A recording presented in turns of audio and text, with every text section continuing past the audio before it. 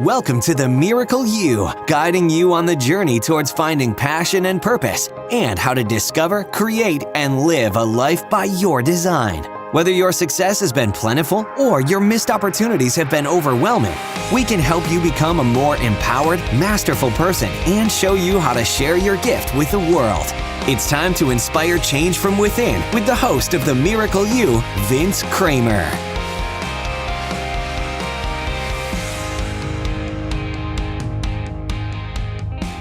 Hello, imagination. I'm Vince Kramer, your host, and welcome to the Miracle You, where you learn about the magic of living your life by finding the example in real life. Each and every one of us in our lives are made to experience so much more than we've been experiencing up to this place. And unfortunately, because we live in the known, it's very difficult for us to experience something new or to step out into an area that we never thought we'd be stepping out into.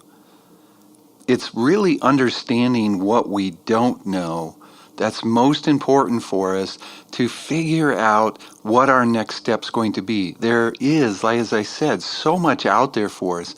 So how do we open ourselves up to step through the door into the unknown and experience life in a new way? There's so much that's trying to hold us in one position just because it's safe. Our ego wants us to be safe. And for us to take that step, we need to start becoming partners with our egos. And as we learn more and something different, we're going to increase our awareness. We're going to increase our consciousness. And increasing that consciousness is really when we start moving further on our journey to experience the life that we're meant to live. Today's guest is going to share with us why he considered himself a mystic and really not being interested in what we do know, but what we don't know, and then how to integrate that back into our bodies. He's going to share with us how becoming a storyteller and bringing to life the new knowledge has made a difference in his world, and he hopes to make a difference in others. Hello, imagination. I'm with Lable Braun today, and Lable is a mystic and a philosopher. He's a storyteller, and some consider him a teacher, though he would never claim that title. He feels if his words and energy do not move people, his accreditation shouldn't either, so he doesn't share them. Like Socrates, he considers himself a midwife who helps to bring the wisdom that is already alive inside us into the light of day. He has spent the last 8 years in what he calls the Hermit's path, looking deep inside himself for how we connect to the universe. And he's ready to share some of it with us today. Good morning, Lable. Good morning, Vince. How are you today, sir? Oh, I'm doing fantastic. How about yourself? I'm wonderful. The guests that are listening to us don't get an opportunity to see it, but I can see you're in a bright blue shirt, ready to go, ready to share yourself with us today, and we can't wait to hear about the miracle of Lable. Boy, what an intriguing introduction. I know that people are sitting there right now looking in themselves in the mirror or looking around them, trying to figure out what is a mystic and what is a philosopher, and what does this storyteller have to tell us today? So could you share a little bit more about yourself and where you're at in life right now and what you're doing? Sure. Probably the best entree into that is to explain what I mean by mystic, philosopher, and storyteller. To me, a mystic who is someone who's much more interested in what we don't yet know as opposed to what we do already know. And so rather than study the accumulated knowledge, I'm trying to push the boundaries of that knowledge further. But that's not enough. After we discover new things that we didn't know before, we have to integrate them back into our body of knowledge. And that's something that I try to do as well. And again, that's not enough. For me, the next step is to share that with others. Coming to new knowledge and not sharing that is just a tree falling in the forest. So that's where those three aspects come in. In terms of my life now, I am retired from the corporate world. And what I decided that I wanted to do with my life is to have something that would help other people navigate through their own life.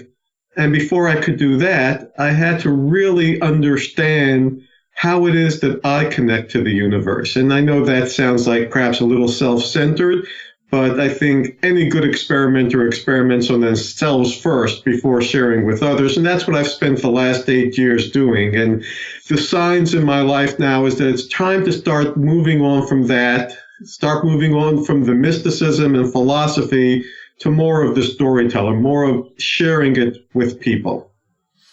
I've had the opportunity to read a little bit of your work, and I'm amazed how well you are able to flow some of the things that you've learned into the stories and how powerful it is. I was actually captivated by it, and I can't wait to read more as you finish it. I think one of the interesting things that you've shared with us is that you're out looking for new information. How do you do that? I know people really want to tap into this divine knowledge that's out there, this unlimited knowledge that's available to us, but it's difficult, especially because we've never been taught how to go through those type of processes or even open ourselves up to the possibility of it. Could you share a little bit about that? Sure. It's going to be counterintuitive, but this is what I've discovered, at least for myself.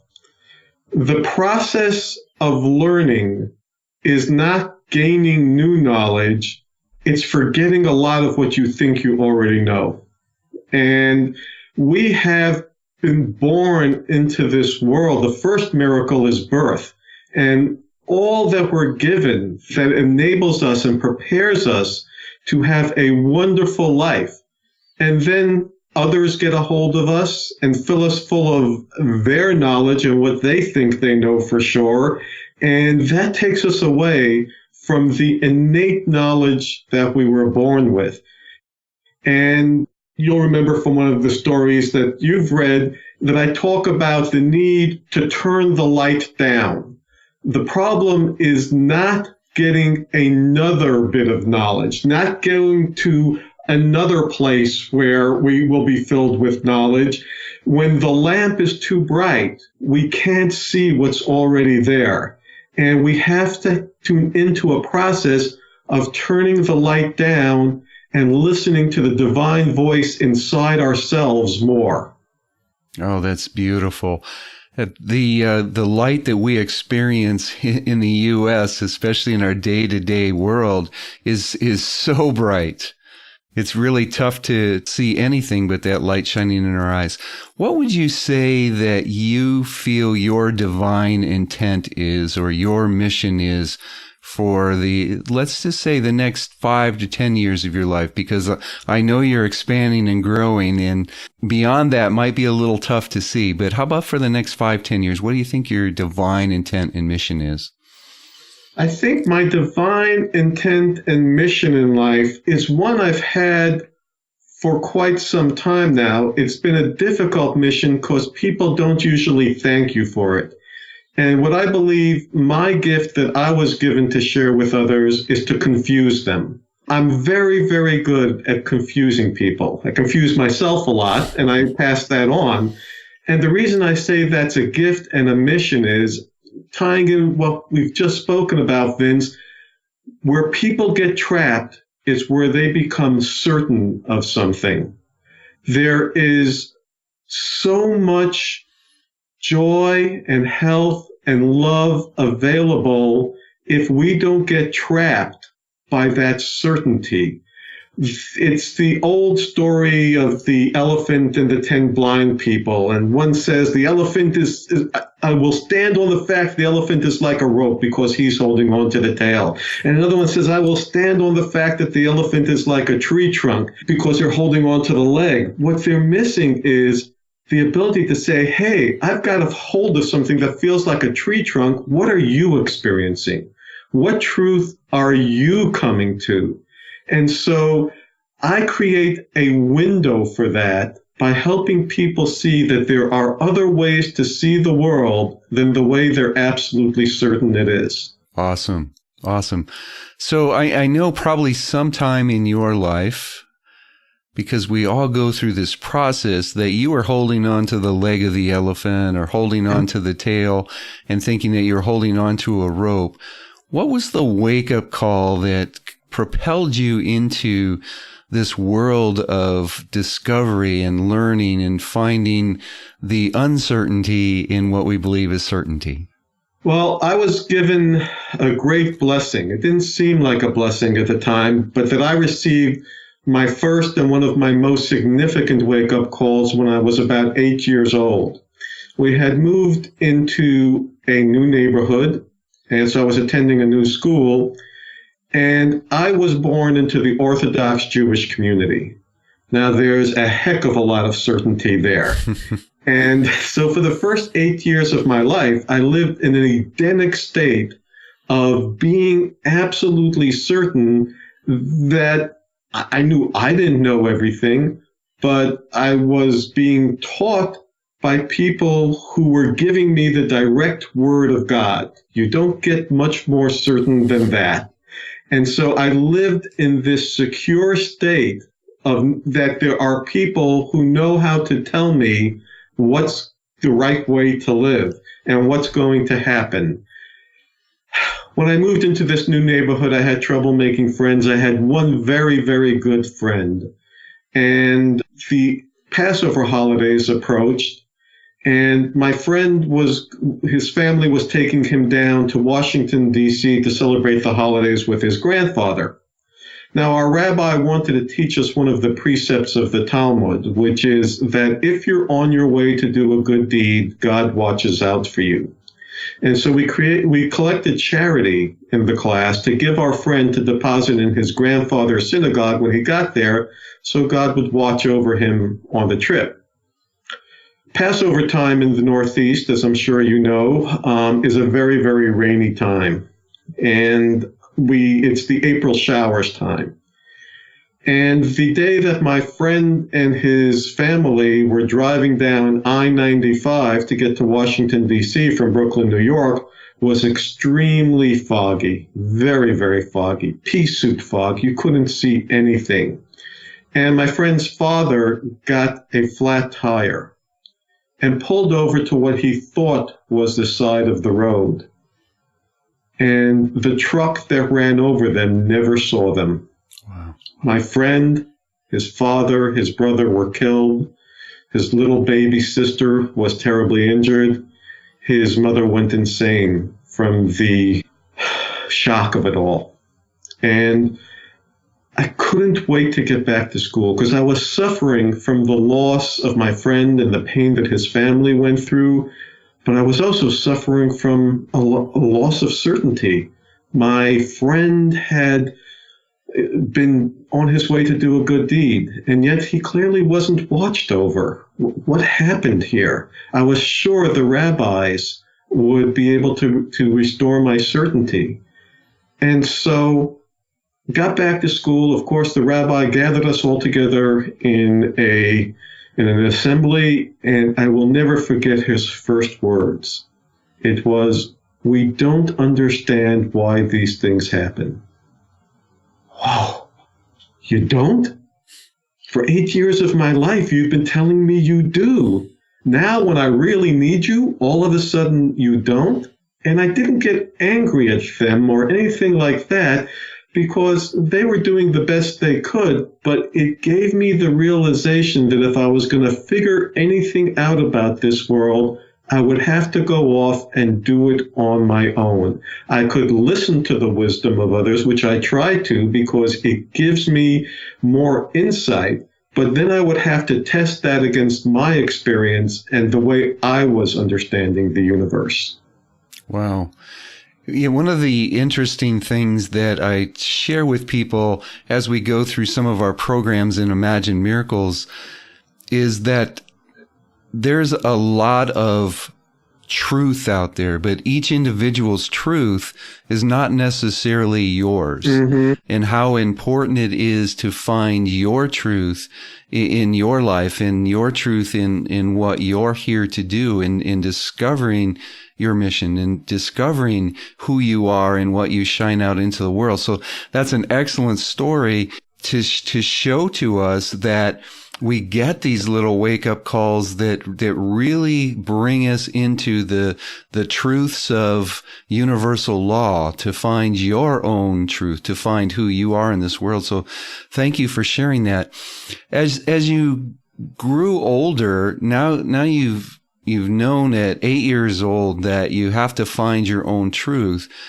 Yet we go into the corporate world, we get wrapped up into life as it's supposed to be, if you will, what mom and dad and grandpa and grandma told us that our life should look like. How did you deal with knowing that you were kind of in two different worlds as you started that journey?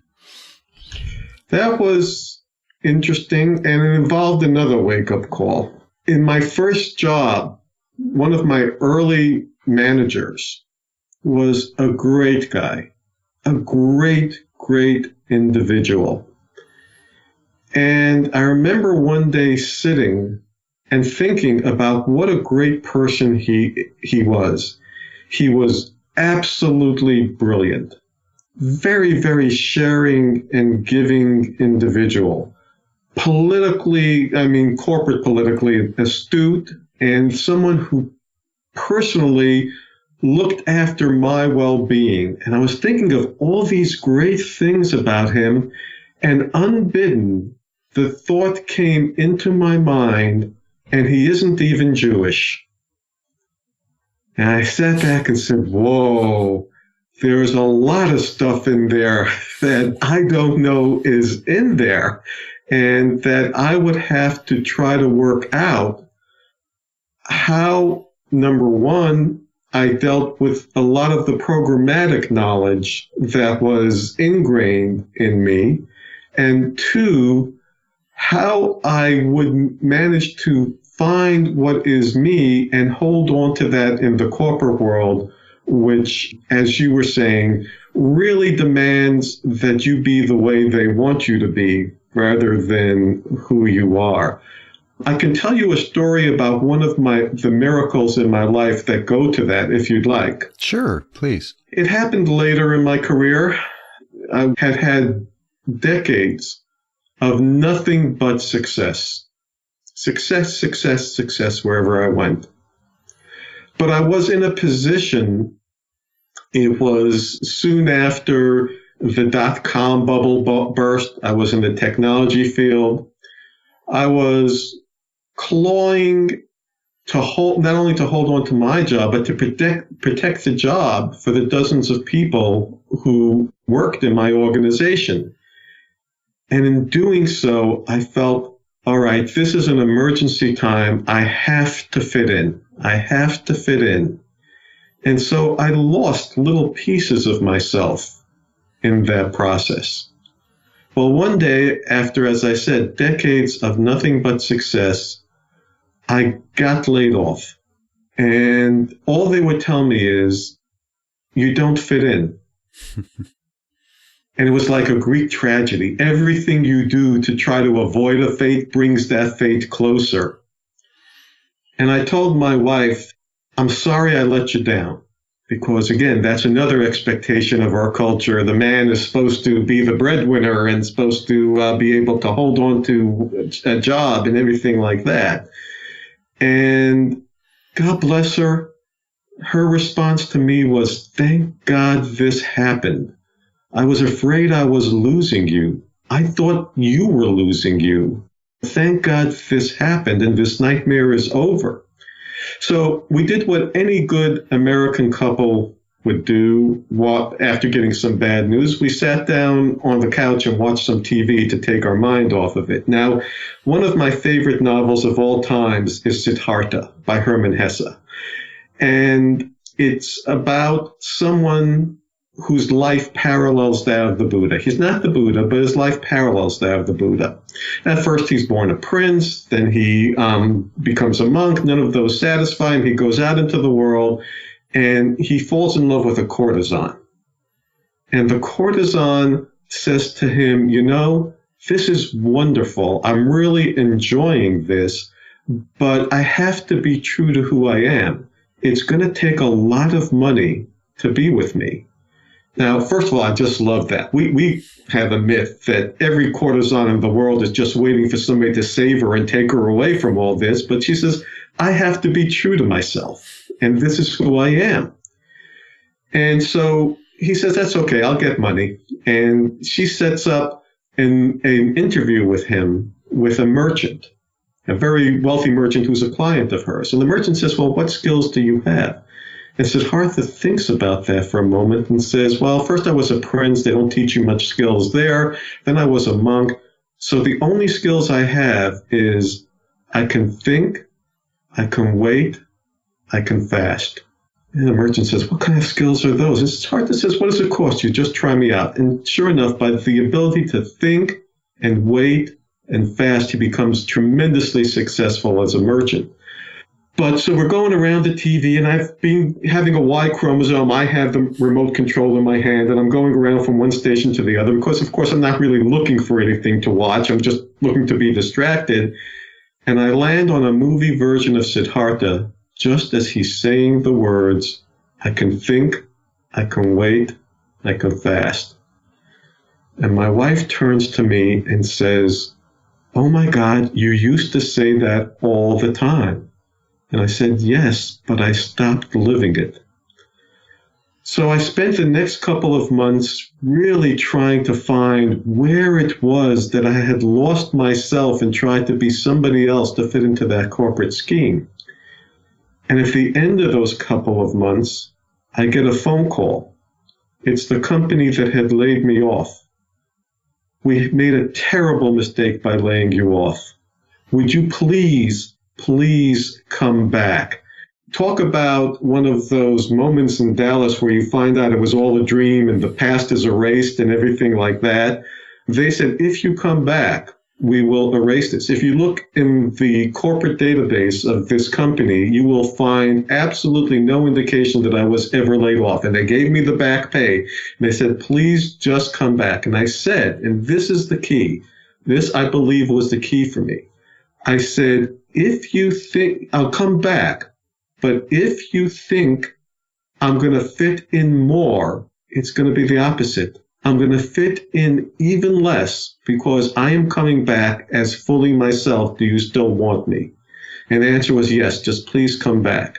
3 years later, I was made director of the organization that had laid me off. Wow, great story. Great story. We really have so many opportunities in our lives if we just allow things to happen and trust and surrender. And that was a beautiful story of finding a way to surrender. And in that, so much good came back and it opened a lot of doors. And I'm sure that you changed the culture of culture of the company, let's say, just by going back and being more of yourself. So what an amazing story. My last position with the company, by the way, Vince, was as organizational development director in charge of creating and maintaining a culture for the company. So absolutely, you're spot on. You found your gift. Mm-hmm. Could you share with us where you've experienced a miracle in your life? The miracle that comes deepest to me because it involves my mother and it involves being open to the information that comes from you know not where. And it was the one that probably confused me the most and therefore has the deepest well of giving. And that is, my father was the president of his synagogue for many years. And he worked tremendously hard. So he didn't have the ability to go to the funerals that happened in the synagogue. So my mother was usually the representative to the funerals. And my mother was early 40s, seemed to be very, very healthy. We were confidants. She came back from one funeral and she said, I had the strangest experience at this funeral. I can't share it with anybody else, but I'll tell you. And I said, please. And she said she was sitting in the audience for the funeral, and simultaneously she was inside the coffin. And simultaneously she was with God. And she was happy. She was so happy. She was reunited with all the family she'd lost in the Holocaust. She understood so much about life now. And she said she had this vision of her own funeral as she's with God. And she saw everybody, she told me where everybody was sitting. That seemed to be very important to her. And she said they were all crying. And she was begging God for a way to let them know that she was not only okay, she was happy, and she'd see them again. And then she came out of it, and she said she doesn't know what this is all about. Well, about a month later, we found she had ovarian cancer. And about a year and a half later, she was no longer with us. At the funeral, and you have to understand, Vince, at an Orthodox Jewish funeral, there are no assigned seats. People just sit wherever they sit. I look around, and everybody is sitting exactly where she said they would be sitting. And when it was my turn to give my eulogy for her, I threw away the eulogy I had prepared. And I said, what I have to say to you is, and you're not going to understand this because I don't understand this. Right now, my mother is with God. She is happy. She is thrilled. She is okay. And right now, she is pleading with God for a way to let you know that she is okay. And God is granting her wish by sending her a vision 18 months ago. How that works, I don't know. But cry if you want to, if you need to, for yourself, and how much we're going to miss her, but know that she's okay and happy. Oh, what a gift for her, but also a gift for you in your journey. So at that point, she was 41. How old were you at that point? I was 20. So 20 years old, another affirmation, if you will, by the universe that there's much more out there and there's the ability to tap into it. Yeah. That's spectacular. Speaking of tapping into, how are you sharing the miracle of you in the world right now as you tap into the knowledge and what you've experienced over your lifetime in this journey? Well, what I have been doing over the last 8 years, as I mentioned, is the Hermit's path. One of the things that is very meaningful to me is the tarot. And another thing that's very meaningful to me is the Kabbalah, the system of Western mysticism. And I've been studying how they correlate to each other, and that kind of sent me on the Hermit's path, corresponding to the Hermit card in the major arcana of the tarot. The reason that path jumped out at me is I was in a state of being which in the Tree of Life is called harmony, or the exact Jewish word is beauty. And I realized that I took it upon myself to make everybody's life work out. I felt that it was my job to put everything in harmony. The state of being, and it was exhausting me. It was tearing me apart. And I realized the state of being I wanted to get to is grace. Grace is understanding that everything is perfect just as it is. And the path, the major arcana card that's the path between those two states is the Hermit. So what I realized then is that I do best in small gatherings. I do best when I can really, really interact with the people that I am trying to share with. And there's been a lot of that over the last few years. one of the things I have been trying to avoid all my life, Vince, is being a teacher. I have a lot of negative connotations in my own mind about that, even though I am married to a wonderful teacher, an extraordinary teacher. I have been getting pushed by friends and the universe and the tarot and the tree of life that it is time to share with a larger audience. I don't do this willingly. The Hermit's path is wonderful. If I could, I'd stay on it the rest of my life. I have also found that it is extraordinarily stupid to fight the universe. So I am looking to start to get a wider message out there. One of the first things that I'm looking at is a podcast that I'm in the planning stages of, that I intend to call Life is an Experiment, encouraging people to experiment with their own lives. It's wonderful to go out and find authorities and books and seminars and gurus, but test all of, as you said before, test that in your own life and see if that relates to you. One of our greatest teachers, the Buddha, was constantly begging his followers, don't take my word for it. You won't have it. You won't own it until you go out and test it on your own. So I would like to encourage people to do that as the next step. And it's taken me a while to put that podcast together because I can think, I can wait, I can fast. I'm determined to do it in a way that's going to have the best impact out there. But I'm in the process of that. Awesome. Awesome.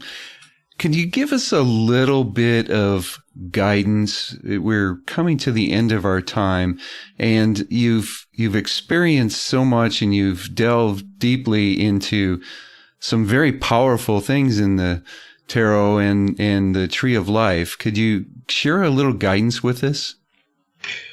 I'll give you and your listeners now, Vince, I would ask people, because people are going to reject this immediately when I say it, I will ask them to give it some intention and attention and let it confuse them just a bit, and they'll be amazed at the windows that open. Since the age of 8, I looked for what will restore my sense of being in the universe.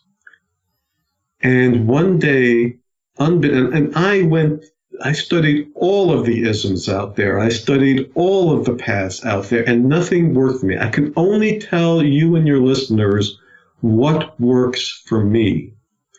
And the question I was trying to ask is, why would God create any universe, and certainly this universe, that seems to be so full of pain and suffering? And the answer that came to me is, God did it on a whim. And the essence of the universe is whimsical. And we have to dance with the universe. So here's the piece of guidance. I had to have that as a little bit of an introduction, but here's the piece of guidance. Life is very, very, very important, but not at all serious. If we open ourselves up to the universe, we know that this is a game that we're playing in a larger universe, in a larger essence of being. And we came here to play this beautiful, wonderful game. Now, when you play a game with someone and they don't treat it as important, they're no fun to play with. If they're not into it, they're not trying to play their best, they're just lackadaisical about it, they're no damn fun to play with. So all of the people who tell you that, oh, this is just a passing phase on the way to a larger, no, you're playing this game right now. And so it's got to be important. On the other hand, if someone takes the game seriously and is a sore loser or a sore winner or tries to cheat, they're no damn fun to play with either. It's that sweet spot where you understand that it's all really, really important. We have to treat it as important, even if we feel it's not. Even if we have a larger view that says life isn't that important, we've got to treat it as important because there are others playing the game with us. And we can't be too serious about it either. So one of the things that really helps me, if somebody asks me a question about life or how to live life, I answer, do you want the answer inside the game or do you want the answer outside the game? Because there are two different points of view. We play Monopoly, and inside the game, if you asked about how do you feel about the fact that you rolled 6 and it's going to land you on Broadway with somebody's hotel on it, you'd have one answer. If you're looking at it from outside the game, you'd say, oh, okay, I rolled a 6. The game will go on, or I'll play a different game, or I'll get it in the next game. So I would really give the guidance that life is very, very, very important, but not at all serious. Thank you. That's excellent guidance, Lable. We sure appreciate it. I know there's a bunch of people out there that want to know more about the possible book coming, a little bit more about the podcast, Life is an Experiment. How can people get a hold of you and keep in touch so they know as this stuff starts to get turned out into the world? If people want to get in touch to either explore things further, have any questions that are on their mind, talk about anything that is I can help them with in their lives, or they want to know about the book which I'm currently working on, or when Life is an Experiment is available, the best email address to reach me at is lifeisanexperiment@yahoo.com. All one word, lifeisanexperiment@yahoo.com. And I'll make sure that that's available on the show page for everyone who's interested in getting in touch with Lable, getting more information about what's to come, and learning more about his path in finding the answers, finding what's available to us in the knowledge of the universe. And Vince, can I just thank you for the work you're doing to help people on their path? I've looked through your stuff. We've had some email conversations. I find it all very, very fascinating. And, I definitely want to stay in touch with you as you keep getting this amazing, amazing viewpoints out there. Well, thank you, Lable, for that. And I'm sure that we are going to have lots of opportunities in the future because I'm very amazed and really called to your work also. Thank you. On behalf of Mary and myself, we want to wish you a miracle day today, and we want to thank you for spending the morning with us to share this information with everyone. It's my pleasure, truly. Have a good day, my friend. The universe will be very kind to me for it. I'm sure it will. Thank you. Have a good day, my friend. You too. Thank you.